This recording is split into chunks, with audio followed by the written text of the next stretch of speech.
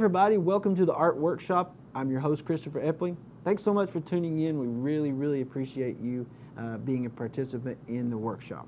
Now, if you're a regular viewer of the Art Workshop, you know that my favorite medium to work in is pen and ink. It's simple, it's something you can do anywhere on the go.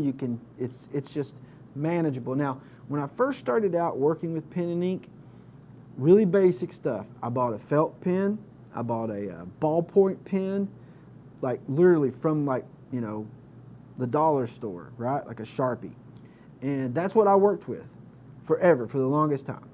It wasn't until probably, I'd say 3 or 4 years ago, maybe 5, that I learned about technical pens. Now, technical pens, if you're an engineer out there, you know what those are. Well, maybe not now. Technology has pretty much erased paper and pen in every format, but you may have heard of them or used them in college or university. You may have had to use them.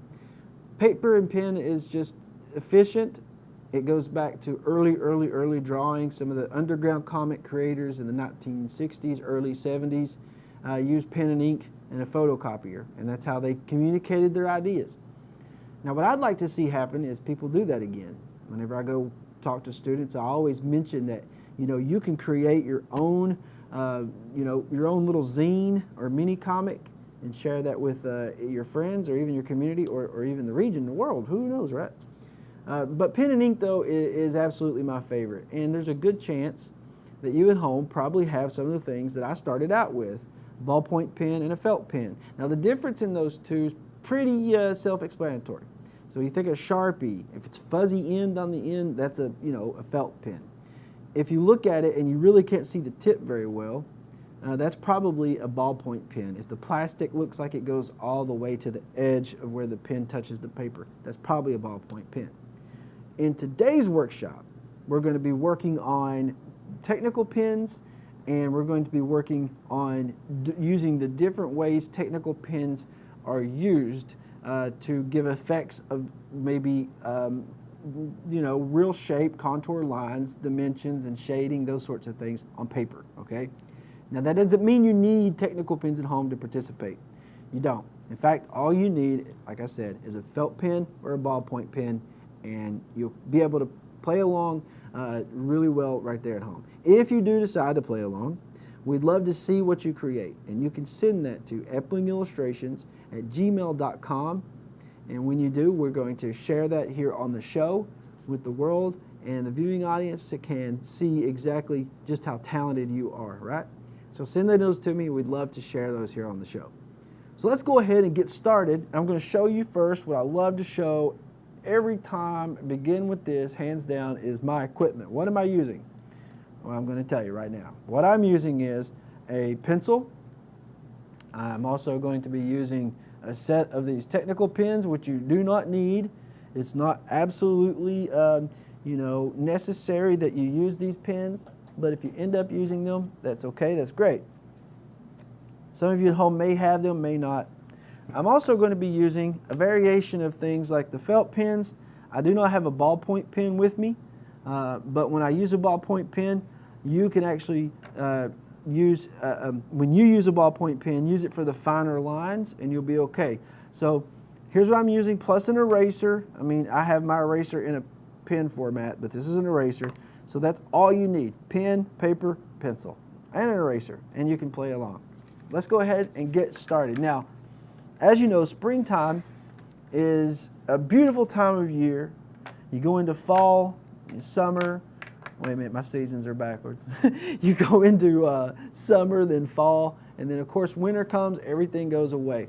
So I want to examine all the ways we can use pen and ink in the format of a flower, because I think nature, and we have a lot of nature around Eastern Kentucky for sure, nature really presents us the greatest opportunities to have subject matter to draw with, I think. All right, let's start out now. We're using a pencil to do these lines, and what I want you to do is first start out with a circle, but notice this circle is slanted just a little bit, so it's almost like an oval, all right? Now, whenever we're going to draw flowers, it may seem, I'm going to grab a piece of sketch paper here to show you this real fast, and then we'll continue. But whenever we start out using or drawing flowers, it may seem like, well, this is really simple, right? So we have this oval, and then we have these extensions coming off, which makes the stems of the flower, right? Now, and everyone I think has drawn a flower at least similar to this. So, just really simple shapes, really simple lines, and then of course the stem that comes down from the flower. And then, of course, you have these little leaves that might be at the bottom, right? We've all drawn flowers similar to this.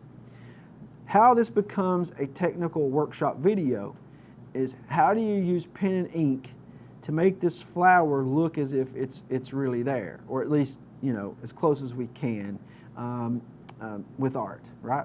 Now, some artists can draw a flower using pen and ink, and it looks amazingly realistic, okay? I've never been able to capture photorealism art examples. I've tried very hard, but I come as close as I can with what I have, and that's what we're going to be working with today. So we start out with this oval.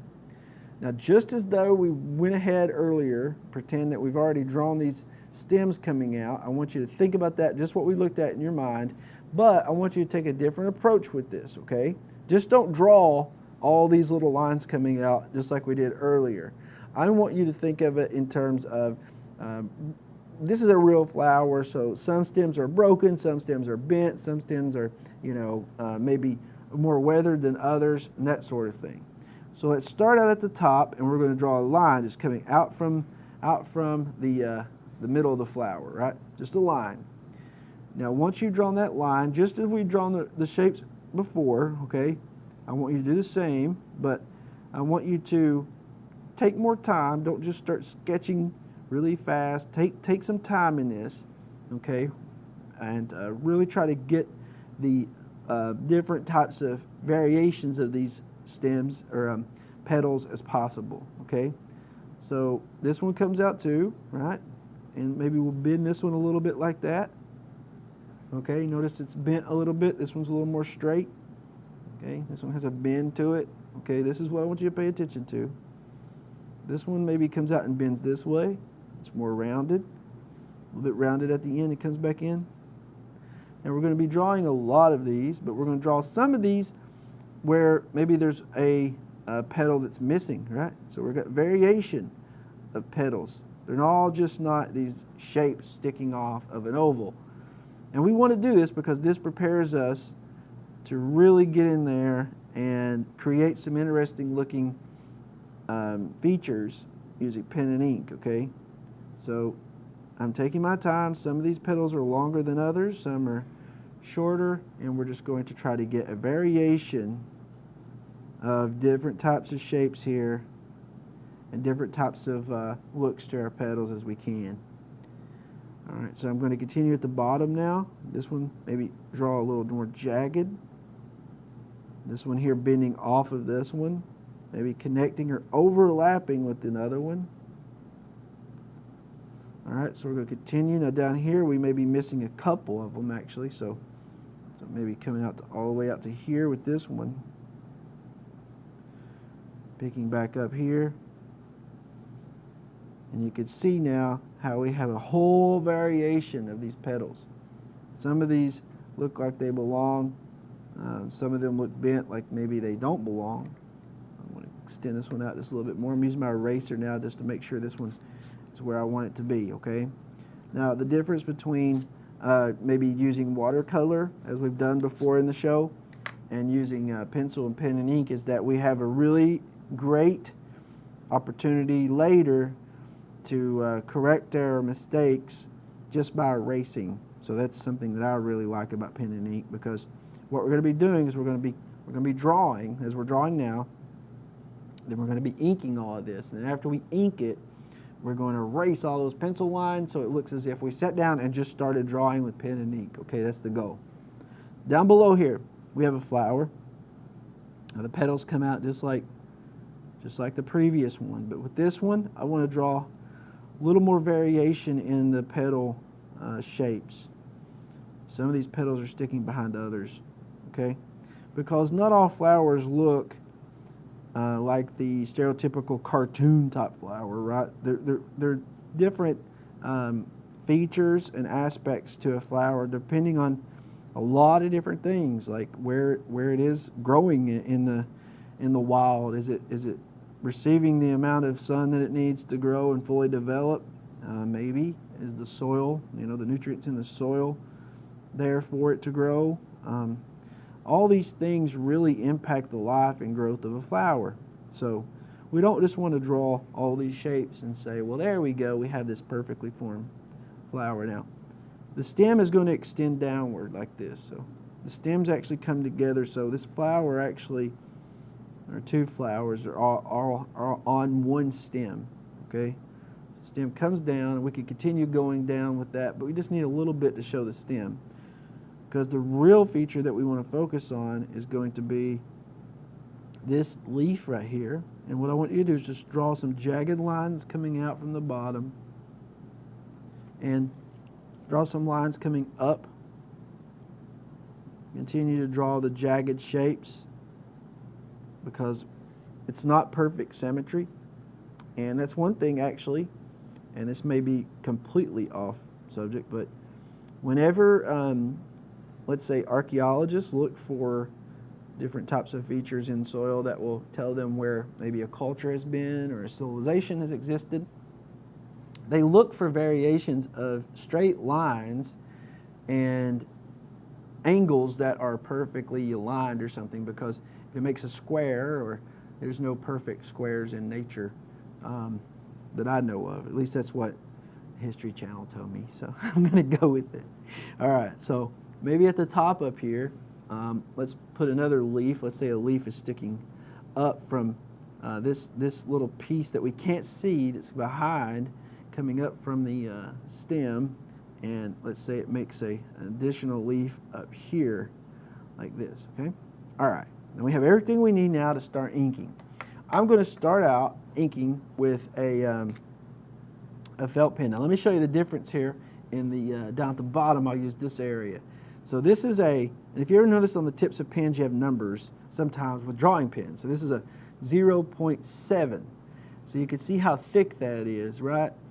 And then compare that now with, this is a medium. So this is probably about a 0.5 there. So you can see how this works. So the lower you go on numbers, the thinner the line's going to be. So I'm going to trace this now. I'm just going to trace my lines. I'm going to trace the entire drawing, okay? All the way around, all the lines that I drew, all the pencil lines. Now, here's where I'm talking about you can correct yourself. If you don't want a certain line to be there, it doesn't have to be now, because you can get rid of it simply by not drawing it, because later you're going to be erasing. See? So that actually works really well. All right, so we have some petals that are really small. Some are behind other petals here, that sort of thing.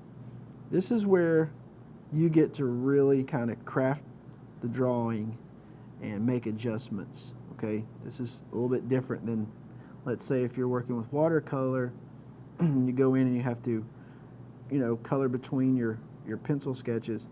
Then you have to go back, maybe if you want to erase, it's a little more difficult. So go ahead and trace over all the lines that you want to keep, just like that. I'm going to continue going here, this flower overlapping the other. Continue with this one. Just going around, tracing my lines. Nothing special, nothing too overcomplicated. You at home, use your felt pen to do this one. You go use your ballpoint pen for the finer work. And you'll see what I mean later, because we're going to be using a smaller tip on the pen, and that will give us the effect that it's smaller lines. Okay, so your ballpoint pen will. All right, so go ahead and trace all these out. Make sure you got them. Make sure you keep all the different shapes you want to keep. Get rid of the ones you don't. Once you have this, now we're going to start with shading. First, we're going to start putting some shading in here. And then from there, what we're going to do is put some pointillism, and I'll explain what that is, and then some cross-hatching, and I'll explain what that is too. There we go. Our flower has been traced out. First thing I'm going to start out with a pretty thick pen. Now, this is actually a 3, but it's a wedge series. So that means that those of you who like drawing, you can see how this makes a wedge. And I need that because I'm actually going to be shading in a lot of the under drawing. So this piece coming down here. Some things I want to show some definition to, others I don't. So this here will be actually, see, I drew a new leaf that wasn't there a minute ago. And I'm sticking that right here behind this one. All right. So that's what just happened. I didn't I didn't draw that in earlier, but that's okay. Now all around the edges here, I'm going to actually draw this in with a very, very thick approach, and then underneath here, same thing. And what I'm doing with this is I'm actually going to be setting myself up for it to be able to use some cross-hatching here later that will connect in with these darker lines. So that's why I need them there. These darker lines are important. I mean, these darker shapes. All right, so once I have that now, I'm going to go over and grab one of the technical pens. This is a 0.5 technical pen. You'll see it's a little similar to the 0.5 felt pen, but the difference is you have a little more control. And I'm going to start now at the edges of each petal, at the bottom, at the edge of the center part of the flower.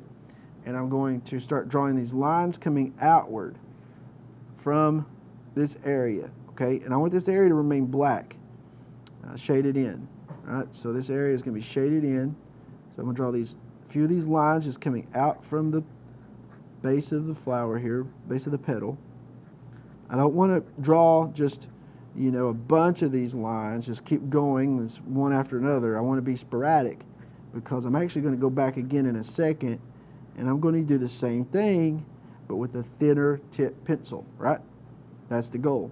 Coming off of some of the leaves too, the leaf patterns, we may want to draw lines coming up like this, just like that, outward from the leaf. Do the same up here, outward, pointing out. Make the lines actually go towards points in your leaf, okay?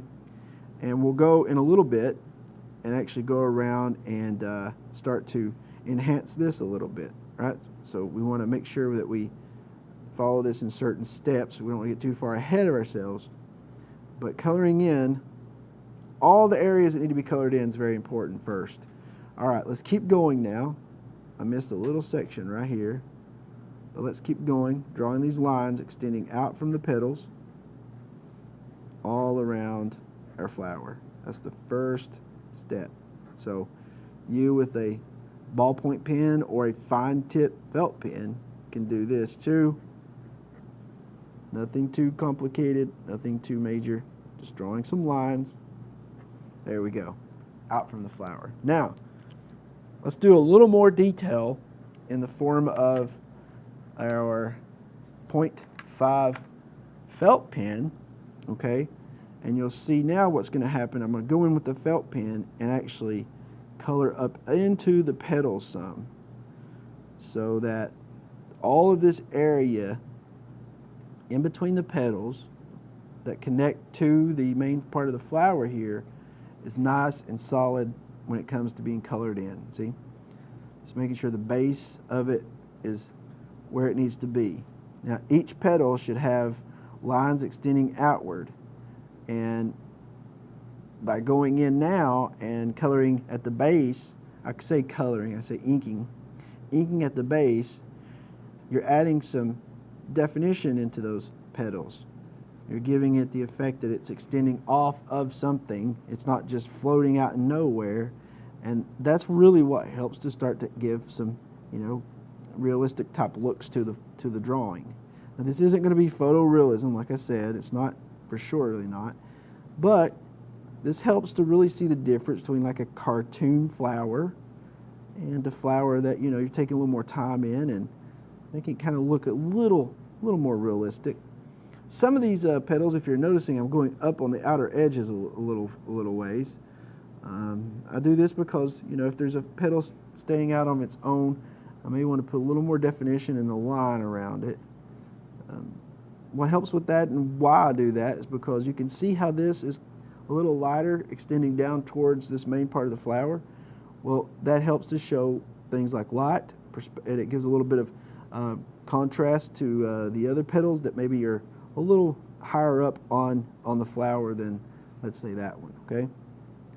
So once we have this nice and colored in around our petals, we can now go into the main part of our flower here, and we're going to start to actually put some dots.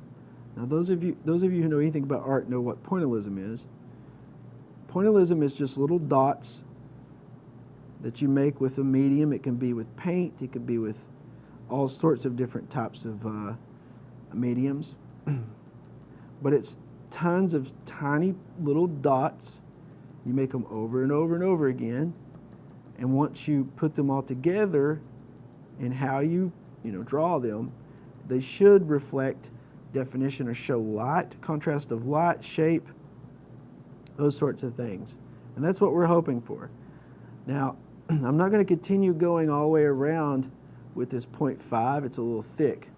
What I'm actually going to do here in a second, I'm going to grab another technical pen, one that's has a little thinner tip to it. I'm going to go back into this, and I'm going to continue to add the points, but with a thinner tip pen, okay? So you can see how this kind of works. Tons of little points over and over and over again. And once you do this enough, you'll get better at knowing where to place them. A good rule of thumb is that you see how around the base of this flower, around the edges, is dark, okay? If it's dark and you're moving towards where it's light, add more points closer to the areas that are more shaded in than the areas that you have open and blank. That's a good rule of thumb. So that's what I'm doing now. I'm going back and I'm just adding a ton more little points all around the edges where it's already black, okay? Do that with this one too, because what you don't want to see is there being this giant difference between the middle of the flower and the edges. We want this to gradually go into the middle and look almost like it was, meant to be that way, right? All right, we're going to continue going on a little more.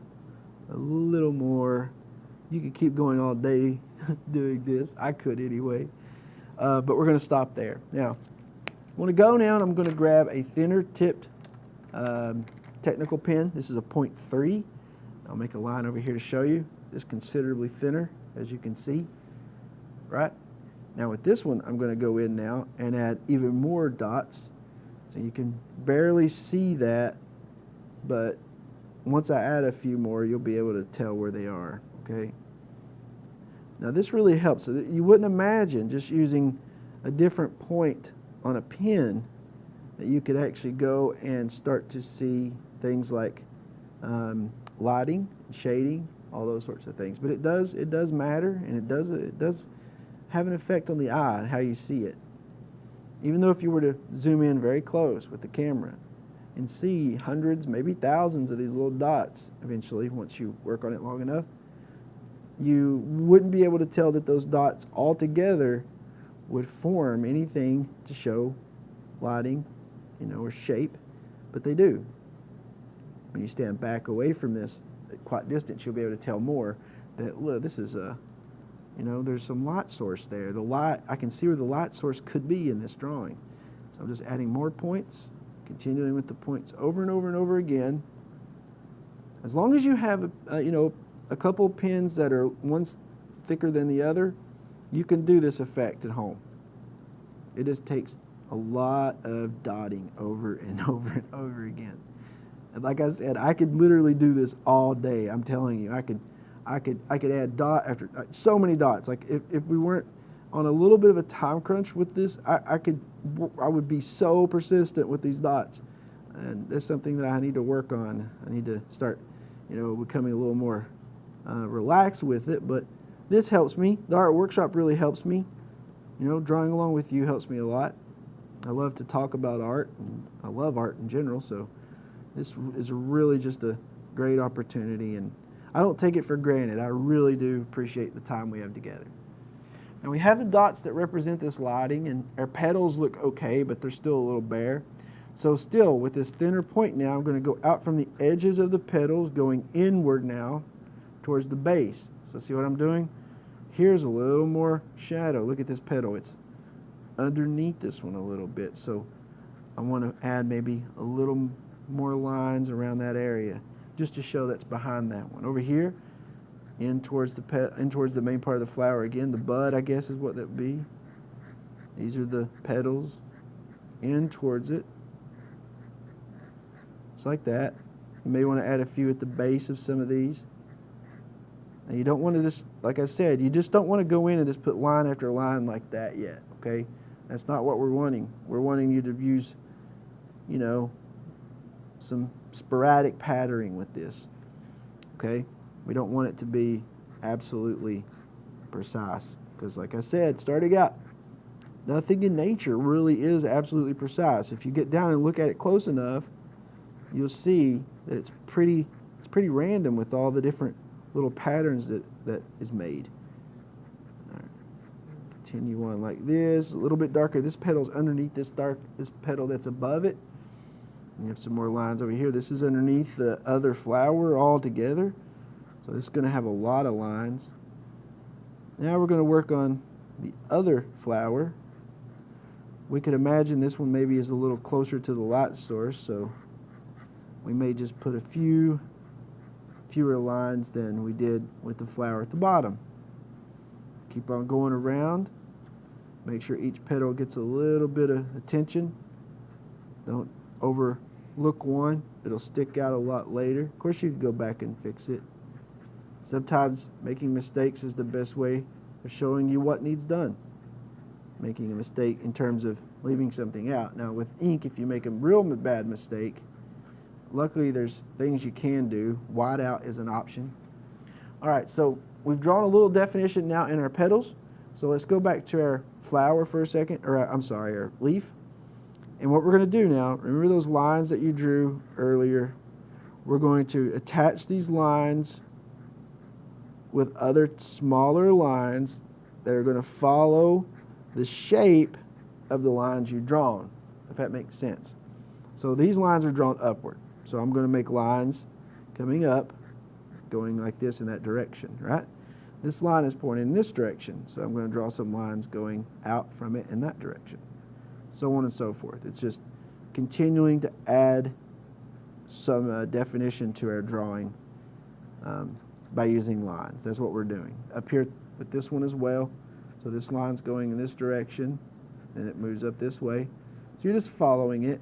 Now I know this kind of breaks the rule I said earlier about there being no parallel lines, but this actually isn't lines that give shape to actual aspects of the flower. This is actually lines that's going to show light source in a little while. So we can continue down this way with these lines because as you can see, this leaf is behind this petal a little bit. This is where cross-hatching comes into play. So see what I'm doing now? What I did was I draw this lines going all in one direction, just like this, and then I went back and I crossed over those with other lines, making almost like a hash, you know, a pattern of squares is what it looks like if you were to zoom in. And you could do that. I mean, there's down here at the bottom, this little part of the leaf is underneath that petal, so you can add some more there or here. And you could literally keep going with this for as long as you wanted to and continue to show all the different types of definition to your flower as you want it. It's really limitless on what you can do. And if you wanted to get really super detailed, you can go back now and add a few thinner lines at the base of the petals. And that helps to really kind of tidy up any areas maybe that were needing some attention in terms of thinking where the light source would be.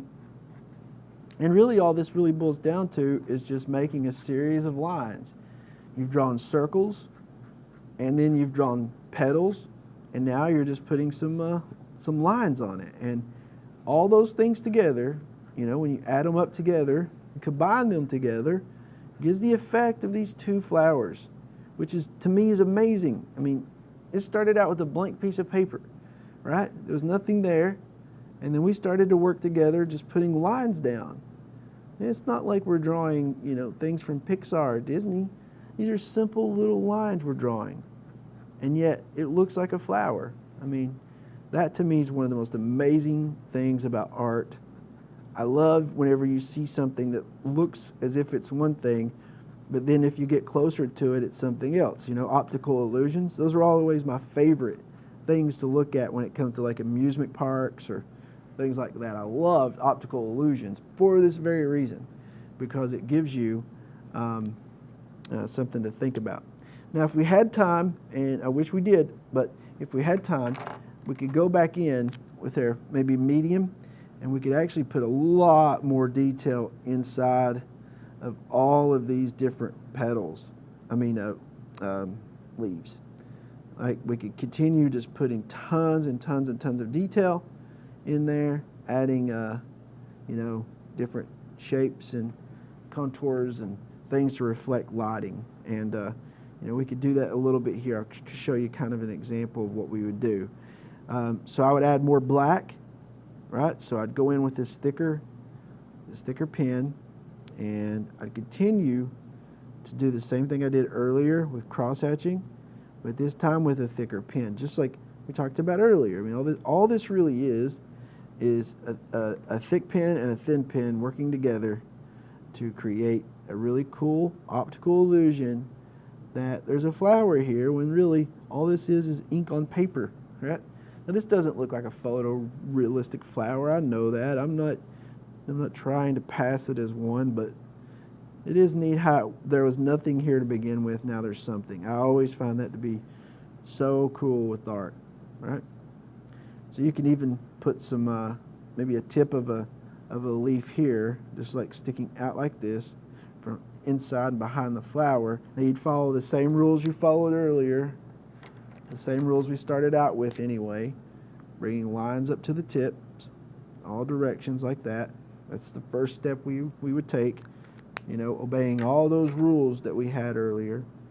But then once you have your shape there, you can add the real dark shadows in that represent, the flower being blocked, or excuse me, the leaf being blocked by the flower, depending on where the light source is. And you don't always need to have all these different cross-hatching patterns and things like that if you have, some solid shapes. So here we have some more. So we'd add this coming up, some cross-hatching, this coming up with some cross-hatching, things like that, okay? Keep on putting detail. The more detail you can add, the better with these sorts of things. If you want to add something in the middle of these flowers, you can. You could do something just adding a few little shapes like this. And all I'm doing is just making a few little lines inside here, connecting some of these dots. Just little lines, just doing this over and over. Okay, these little tiny, kind of almost look like, I don't know, ripples in water. But I'm just putting tons of these little tiny ripples in here. And what this does is it's starting to connect those dots together a little more, making it appear as though, there's a light source. And that's what we really are shooting for.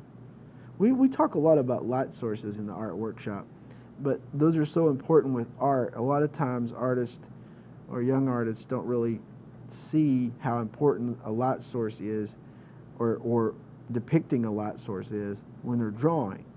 Even if you're doing simple cartoons, artists pay attention to light sources.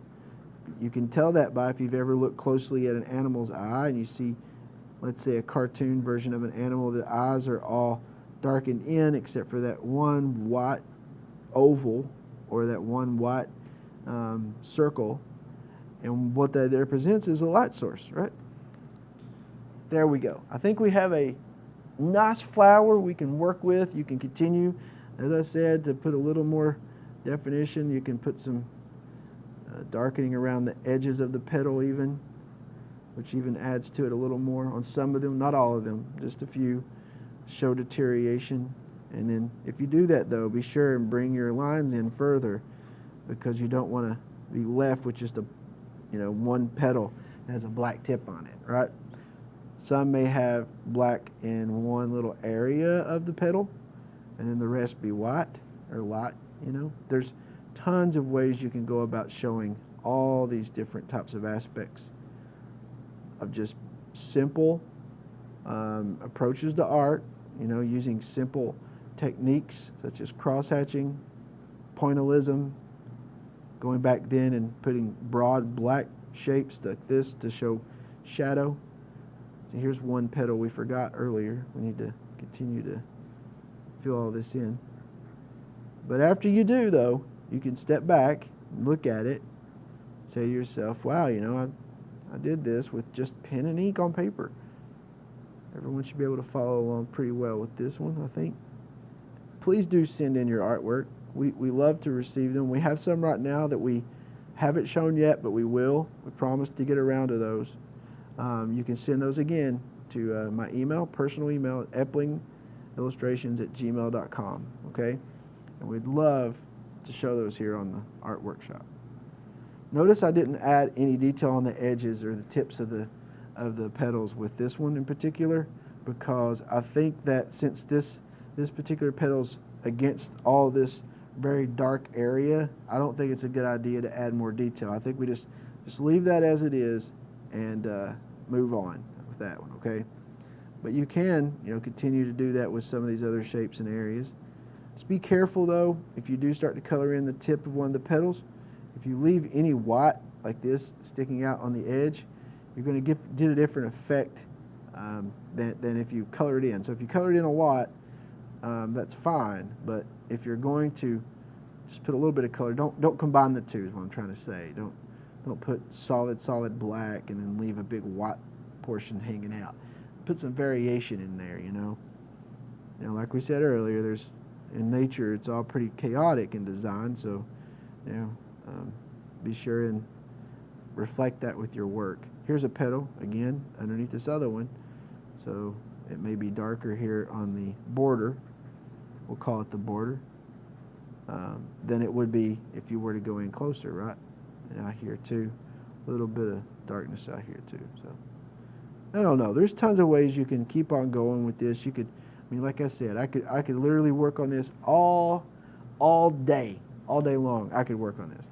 Now the neat thing is, at the end of your drawing, when you're finished, you can go back in and of course put your name, right? I put my last name on stuff. I don't know, I just do. So you can go back in and add your name, and then you allow time for this to dry, okay? Typically with pen and ink drawings, I'd say you wait about 5 minutes, you should be good. You should be good. When you combine technical pens with it though, the ink seems to flow out a little faster, and when that happens, you may want to take some more time. If you're putting ink down using, let's say, a bottle of ink, you want to be very careful, because applying this with brush and doing a drawing similar to this in a brush, you're going to have to wait an hour, I'd say, to be safe, because let's face it, let's say we were drawing this flower together and we literally took 2 hours, 3 hours to do this, and it was all these lines. See, this could be cleaner area right here. This area around this leaf here, I could make that a lot cleaner. And what I mean by cleaner, I mean the lines could be very clean with the cross hatching, very technical. Imagine doing this though for 2 hours, and then you wait, and then you go with an eraser and you just start going across it, and then all of a sudden this big humongous smudge of ink goes across all those petals you worked so hard on. Devastating. I mean, absolutely devastating. I'm telling you now from experience, after working on something for a long time and then going back in, it is devastating. But just to show you a little area that I think is kind of clean, I'll show you. You take your eraser and you just start to go around and just erase right over top of that ink. And you can be brave with this after you've let it dry for a while, so don't worry too much. I wish I had a larger block eraser. I could go over these areas a lot faster.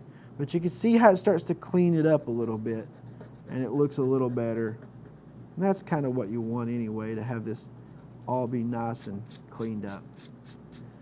Well, I think we've done a solid job on these flowers. I feel pretty good about them. I wish we, had literally 2 or 3 hours to work on them, but we've we've done our due diligence, and I think it's produced something we can be proud of. If you do want to continue adding cross-hatching in there, you can. If you want to continue putting a lot more detail, you can. It's up to you, but just as long as you remember that everything in nature is chaotic. Okay, that's the main point of all this. So I hope you've enjoyed today's art workshop. I really appreciate you. Pike TV appreciates you. I'd love to see your work again. EplingIllustrations@gmail.com. Send it in, and we'll be sure to put that here on the show so everyone can see how talented you really are, okay? Well, thanks again for tuning in. Until next time, I'm Christopher Epling, and keep drawing.